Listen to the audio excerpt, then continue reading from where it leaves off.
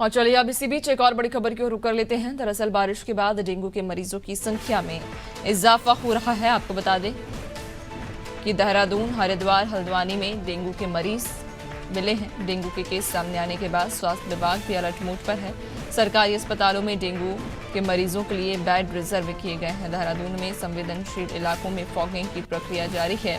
इधर नगर निगम की ओर से संवेदनशील इलाकों में फॉगिंग की जा रही है। लोगों को डेंगू से बचाव के लिए जागरूक किया जा रहा है।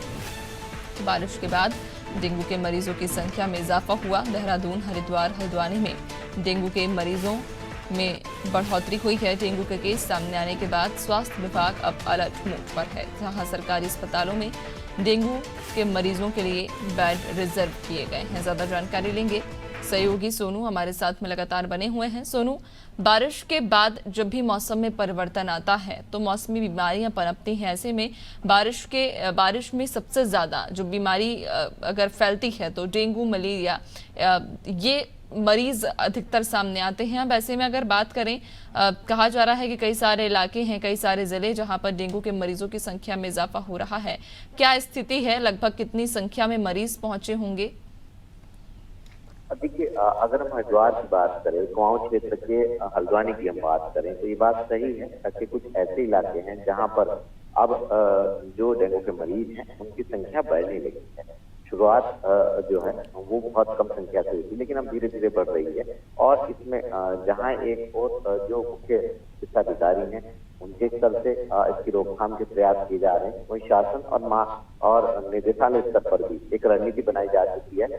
एक तरफ जन जागरूकता अभियान चलाए जा रहे हैं तो दूसरी तरफ इसका दायरा ना बढ़े, इसको नियंत्रित करने की भी कोशिशें लगातार की जा रही है, ताकि जो ज्यादा से ज्यादा लोग प्रभावित होने लगे हैं इस पर विराम लगाया जा सके। शासन स्तर की अगर हम बात करें तो हाल ही में स्वास्थ्य सचिव ने दिशा निर्देश दिए थे। जनपद स्तर के जितने अधिकारी हैं, सीएमओ सहित, उन सभी को अलर्ट और मुस्तैद रहने के लिए कहा था। जिला प्रशासन के सहयोग से नगर निगम की जो टीमें हैं वो लगातार फॉगिंग भी कर रही हैं। अस्पतालों में भी अतिरिक्त व्यवस्था की गई है, खास तौर से जो उत्तर प्रदेश की सीमाओं से लगे एरिया हैं।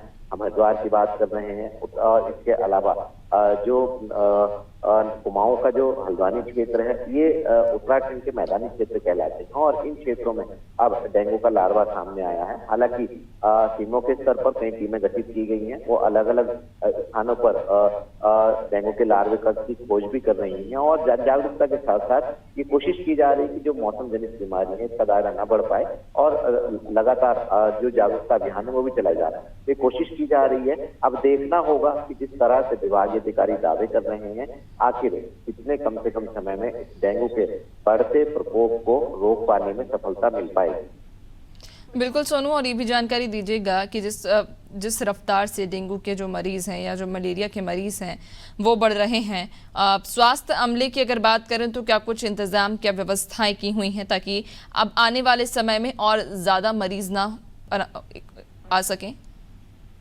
देखिए, अभी हाल ही में उत्तराखंड के स्वास्थ्य मंत्री की अध्यक्षता में समीक्षा बैठक हुई थी। उसके बाद फिर मुख्य सचिव के स्तर पर समीक्षा बैठक की गई और इसके बाद फिर सचिव स्तर पर भी समीक्षा बैठक की गई। यानी शासन स्तर पर उच्च स्तरीय हाई पावर कमेटी की बैठक हो चुकी है और इन बैठकों के दौरान जब ये बैठक हुई थी तो ये रणनीति बनाई गई थी कि किसी भी स्तर पर कोई भी लापरवाही सहन नहीं की जाएगी।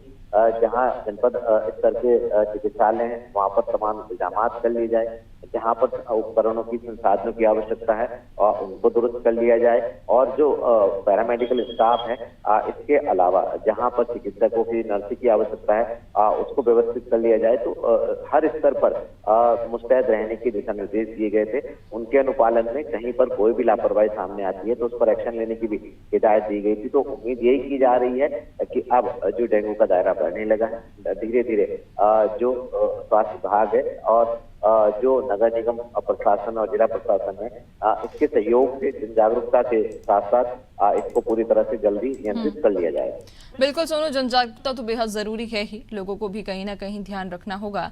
लेकिन अगर किसी विशेष अभियान की हम बात करें तो क्या फॉगिंग के जरिए या किन्हीं दवाओं का छिड़काव कराया जा रहा है, या जो खुले बारिश के बाद जो नदी नाले रहते हैं या जो कभी कॉलोनी के या किसी रहवासी इलाके के आसपास जो कचरा इकट्ठा हो जाता है, जो नालियां खुली में प्रवाहित होती रहती हैं, ऐसे में उनको लेकर क्या विशेष ध्यान दिया जा रहा है?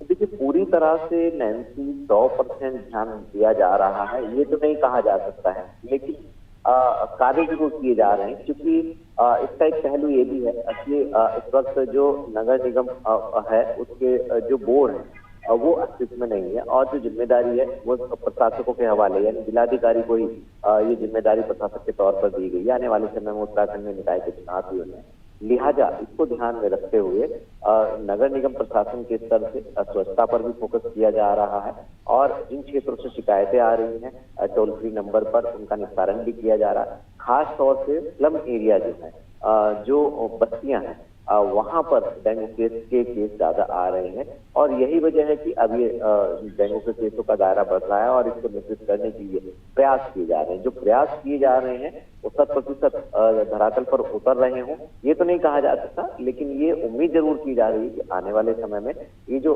सरकारी तंत्र के स्तर से प्रयास किए जा रहे हैं, नगर निगम प्रशासन, जिला प्रशासन के स्तर से, निश्चित तौर पर ये कहीं ना कहीं अपनी मुहिम में पूरी तरह से सफल साबित होंगे।